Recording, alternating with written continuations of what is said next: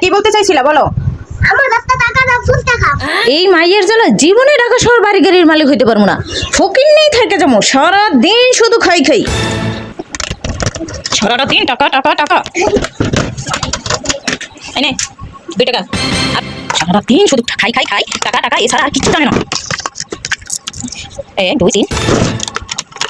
এই নাও, কটা হয়েছে? 2 3 4 5। দাঁড়া, চল দেখি আর কোথায় কি আছে, 1 টাকাও পাই কিনা। তোর বাবারে কিন্তু বলিস না যে আমি তোরে টাকা দিছি, বুঝছ? তাহলে আবার আমি ছেঁচা খামো। সারাদিন শুধু তোর মতন মেয়ে থাকলে 1 পয়সারও জমানোর মতো কারোই থাকবো না। 2 টাকাও রাখা যায় না তোর জন্য। কত কষ্ট করে আমি টাকাগুলো জমাইছি, আর একদিনে হাই ফুচকা খাইয়ে সব শেষ করবো। তোর মতন মেয়ে থাকা থেকে শত্রু অনেক ভালো। আমাদের সময় তো 2 টাকাও পেতাম না, দিত 1 টাকা। সারাদিন টাকা টাকা টাকা, টাকা ছাড়া কোনো কথা নাই।